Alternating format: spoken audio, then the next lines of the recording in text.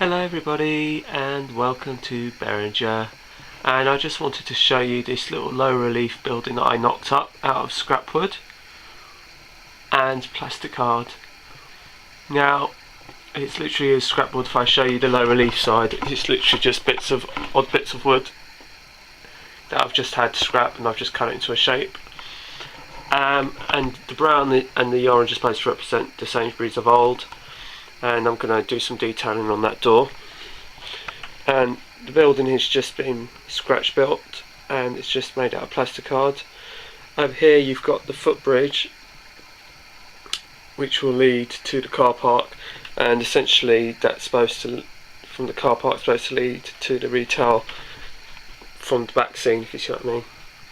The windows are from Metcalf, and as I've said to you in the past, when I built those houses there's so many spares and I kept all the spares, and this enables me to create some windows and to create this low relief building. So then what I'll do is I'll take it over to the actual layout and you can see how it's going to be positioned in just a minute. If I take you, this is the top level of the car park, and all it is a piece of hardboard with dowlings all cut to the same length. And again, I'll show you how it's all constructed over by and welcome back. And this is how far we've got with the multi-storey car park. And as you can see, I've just done the lower level. I haven't done anything to the upper level yet, so that's still got to be. I mean, all of this bit here is going to be capped off in the same way as this bottom bit, and so we're going to have that wall.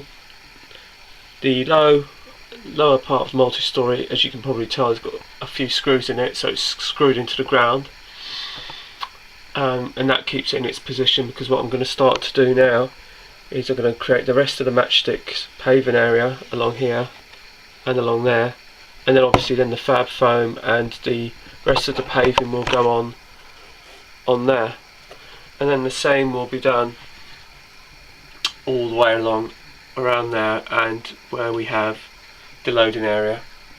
And if you can see, probably down there you can see where the footbridge goes into the car park, so that's kind of how that works.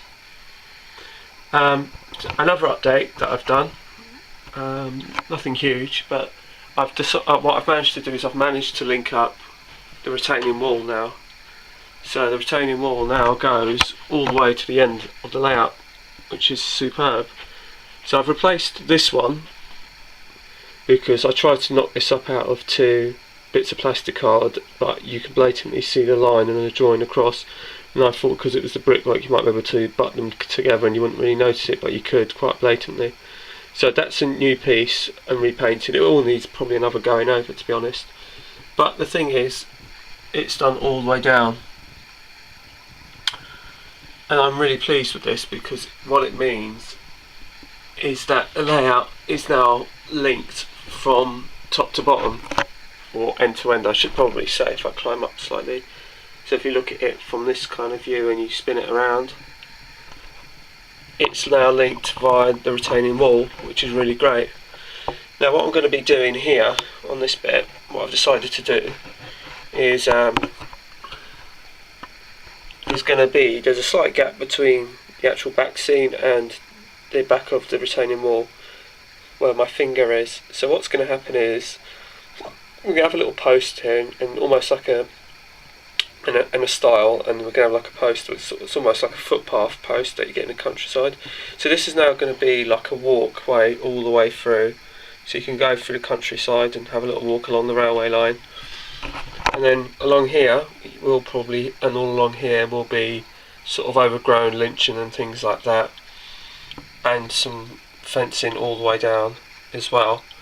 And basically the walkway will extend all the way down up to the bridge, but the footpath is going to curve off up that way as if it will join the bridge at further along the line. And that was the plan that I was going to use before, and I'm still going to stick with that plan. I haven't really finished this side and it needs a good clean, in all honesty. But what the original plan was going to be was to possibly put an aqueduct up here or something like that, and then have a pub or something like that, which still may happen. And then I was got to thinking about creating a little cameo with a church, but I can't find the Metcalfe church building anymore.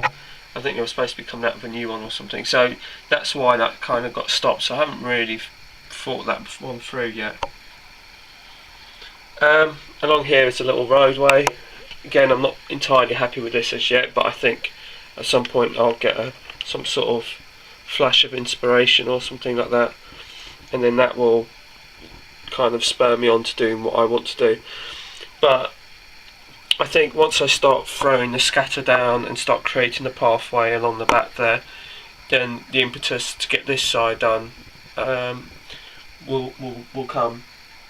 Because at the moment, I think my plan is going to be to try and see if this week I can, a little light, it's over there, all the way back around here.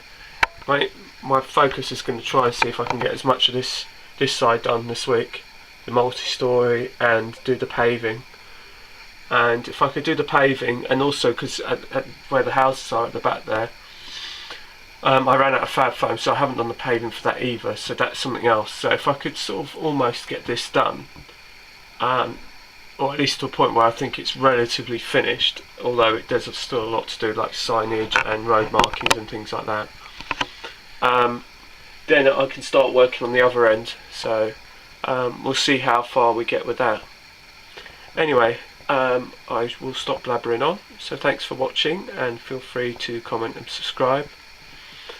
And if I just sort of take you down, you can see how the car park's looking as well. And like I said, if you feel free to comment and subscribe. And take care, and I will speak to you soon.